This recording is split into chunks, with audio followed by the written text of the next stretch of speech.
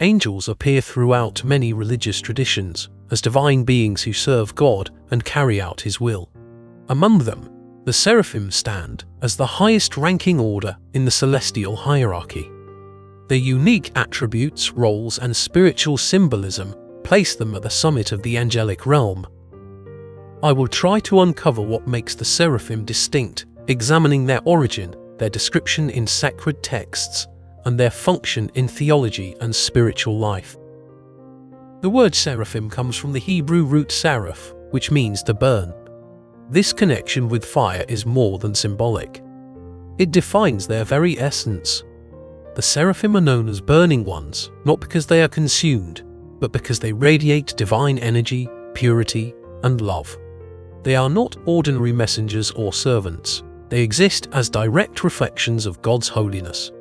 The Seraphim are first mentioned in the Hebrew Scriptures, particularly in the book of Isaiah. Their presence is not presented casually. They appear in the highest, most sacred space around the throne of God. Over time, both Jewish and Christian traditions elevated their status, recognizing them not only as angelic beings, but as manifestations of the divine glory itself. The most vivid and defining description of the Seraphim in sacred scripture appears in the 6th chapter of the book of Isaiah. In this passage, the prophet recounts a profound vision, one that would not only mark the beginning of his prophetic mission, but also offer a rare glimpse into the inner sanctum of heaven itself. Isaiah sees the Lord seated upon a high and exalted throne. The majesty of the vision is overwhelming. The very foundations of the temple tremble at the sound of divine presence. Smoke fills the space, signifying mystery, awe, and the unapproachable nature of God. In this extraordinary setting, the Seraphim appear positioned not beneath or around the throne, but above it, emphasizing their nearness to the divine. Each seraph is described with 6 wings. 2 wings cover the face, 2 cover the feet, and 2 are used for flight. This arrangement is rich in symbolic meaning. The wings that shield their faces represent deep humility. Even these highest of beings, who stand in the direct presence of God, veil their eyes from His blinding glory. His radiance is too pure, too intense for even the most exalted creatures to behold without reverence. The wings that cover their feet express modesty and the recognition of their created nature. In biblical symbolism, feet often signify the lower or more earthly aspects of a being. By covering them, the Seraphim acknowledge their own unworthiness in comparison to the infinite holiness of God. It is a gesture of deep respect and submission. The final pair of wings, those used for flight, indicate their constant readiness to act according to the will of God. They do not rest. They do not hesitate. The Seraphim are swift in their service, elevated not only by proximity to the throne, but by their perfect obedience and devotion. As they hover in the divine presence, the Seraphim call out to one another with a cry that echoes through the heavens. Holy, holy, holy is the Lord of hosts. The whole earth is full of His glory. This triple repetition of the word holy is unique. In ancient Hebrew, repetition intensifies meaning. To declare something once is to state it. To declare it twice is to emphasize. But to declare it 3 times is to express an absolute, a perfection beyond all comparison. Here, holiness is not merely one of God's attributes. It is His very essence, and the Seraphim proclaim it with eternal voice. The phrase Lord of Hosts refers to God as the commander of heavenly armies, reinforcing His supreme authority. Yet the Seraphim do not speak only of what they see in heaven. They declare that the entire earth is filled with God's glory. This reveals a deeper spiritual truth, that God's presence is not confined to the heavenly realm. It permeates all creation. The vision closes with a moment of transformation. The sound of the Seraphim's praise shakes the temple, and Isaiah, overwhelmed by his own unworthiness, cries out in fear. In response, one of the Seraphim flies to him, carrying a live coal taken from the altar. The seraph touches Isaiah's lips with the coal and declares him purified, his guilt taken away, his sin atoned for.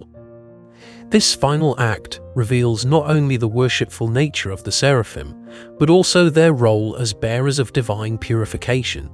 They do not simply glorify God. They bring His holiness into direct contact with the world, not to judge, but to transform. This passage from Isaiah is the most complete and awe-inspiring depiction of the seraphim in all of Scripture. Every detail, from their posture to their proclamation, reveals a being wholly devoted to divine worship, filled with fire and tasked with spreading the holiness of God through both voice and action. The seraphim hold a place in the heavenly order that is set apart, not by dominion or external action, but by proximity to the divine. Their role is not to carry messages to humanity, nor to govern creation. Instead, their entire existence is centered on one sacred purpose: adoration.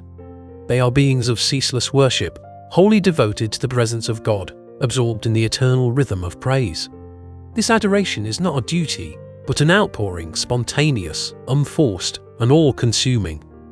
The seraphim do not simply speak the holiness of God, they become its voice. Their cry of "Holy, holy" is not mere repetition, but the overflowing of a reality too immense to be contained.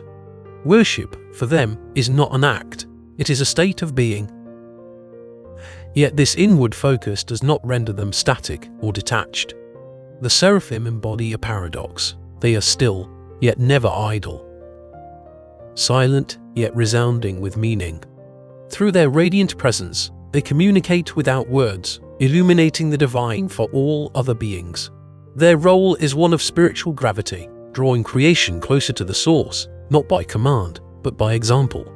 They are not mediators between realms, but mirrors of divine perfection. Their nearness to God does not elevate them in pride, but deepens their humility. In their very stillness, they serve, shaping the spiritual atmosphere of heaven with reverence, awe, and unceasing love. In this way, the seraphim fulfill a role unlike any other, not as messengers, warriors, or guides, but as the heartbeat of heaven's worship, blazing with the light of divine adoration. Through them, we are reminded that the highest service is not always found in action, but in pure devotion, a life turned entirely toward the holy. In traditional angelology, angels are often arranged into a hierarchy consisting of 3 tiers.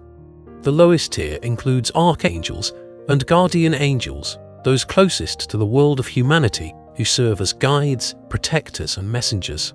The middle tier governs the laws of nature, time, and the cosmos, with orders like virtues, dominions, and powers. The highest tier comprises those who dwell in the direct presence of God, the thrones, cherubim, and above all, the seraphim. Each border reflects a particular divine attribute. The cherubim are associated with knowledge and the mystery of God's wisdom. The thrones are linked with divine judgment and justice, but the seraphim are unique. They do not mediate knowledge, they do not pronounce judgment. They reflect holiness itself. What places the seraphim at the highest level is not authority over others, but nearness to the source, to God's own throne. They are not elevated by power, but by purity and spiritual alignment. Their rank is not measured by command, but by the intensity of their love and the perfection of their devotion. They embody the heart of worship, not only singing praise, but becoming praise itself. Among all celestial beings, they are the ones who burn with love, who purify with fire, and who never turn their gaze, veiled though it may be, away from the light of God. Throughout Christian history, theologians and mystics have offered deeper interpretations of the seraphim's nature. St. Thomas Aquinas, in his Summa Theologica, described them as the angels of pure love, who possess the greatest knowledge of God because they are the closest to Him. According to Aquinas, they transmit divine illumination to the lower orders of angels, not by speaking, but by radiating truth through their being.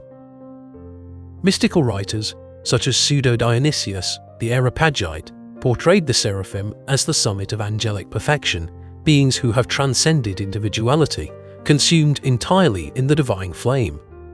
Their burning nature becomes a symbol of the soul's highest state, one where the self is lost, not in emptiness, but in total union with divine love. In these interpretations, the fire of the seraphim is understood as the final stage of spiritual ascent. It is the moment when the soul, having passed through purification and illumination, is united with the divine, not through knowledge alone, but through love that transforms. Although humans cannot reach the spiritual height of the Seraphim, their presence offers a clear model for the soul's journey. They teach that greatness lies in nearness to God, not in control or prestige. Their humility, covering their faces and feet, despite their exalted position, reminds us that true holiness comes with reverence. Their fire shows that love for God must not be passive or cold. It must be alive, refining, and transformative. The Seraphim remain one of the most awe-inspiring figures in angelology, not for what they do, but for what they represent, the burning edge of the divine, closest to the source. Whether seen through theology, mysticism, or myth, they continue to capture the imagination as beings that stand at the threshold between heaven and holiness. Thanks for watching. If you're enjoying this journey through the realms of mythology and belief, make sure to like the video, subscribe to the channel, and tap the bell so you don't miss the next episode. Yours truly, Mythos, the Historian.